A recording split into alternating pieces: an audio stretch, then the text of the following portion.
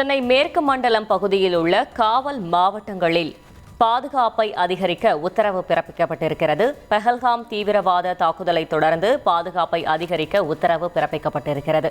இது பற்றின மேலும் விவரங்களை செய்தியாளர் சாலமன் வழங்கிட கேட்கலாம். கல்யாணம் இல்ல, நான் பிசினஸ் ஸ்டார்ட் பண்ண போறேன். எப்படி? பாஸ் வாலா பி தி பாஸ். சாலமன் வணக்கம், மேலும் தகவல்களை சொல்லுங்க. பஹல்காமில் நடந்த தீவிரவாத தாக்குதல் சம்பவமானது இந்திய நாட்டையே உலுக்கியுள்ளது. குறிப்பாக இந்த சம்பவம் தொடர்பாக பல்வேறு நடவடிக்கைகளை மத்திய அரசு கையாண்டு வருகிறது.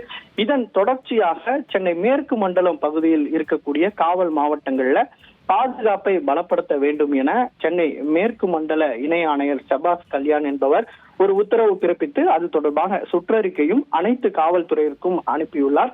குறிப்பாக இந்த காவல் மாவட்டத்தில் தான் முக்கியமான இடங்கள், அதாவது அரசு அலுவலகங்கள், சிறை உள்ளிட்ட பல்வேறு முக்கியமான இடங்கள் இருப்பதால இது தொடர்பான இடங்கள்ல பாதுகாப்பை பலப்படுத்த வேண்டும் என அவர் சுற்றறிக்கையில குறிப்பிட்டுள்ளார்.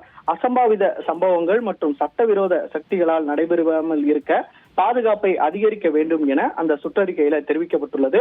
24 மணி நேரமும் அரசு அலுவலகங்கள், புழல் மத்திய சிறை, ICF பகுதி மற்றும் அங்குலாம் சிறப்பு சோதனைகள் நடத்தி குற்றம் சாட்டப்படக்கூடிய நபர்கள் ஏதேனும் உலவுகிறார்களா, ஏதேனும் அசம்பாவித சம்பவங்கள் நடைபெறாமல் தடுக்கவும், மத அடிப்படைவாதிகள் ஏதேனும் இருந்தால் அவர்களை கண்காணித்து நடவடிக்கை எடுக்கவும் உத்தரவு பிறப்பித்துள்ளது. இதே போல கோயம்பேடு பேருந்து நிலையம், மெட்ரோ ரயில் நிலையம் ஆகியவற்றையும் தீவிரமாக கண்காணிக்க வேண்டும்.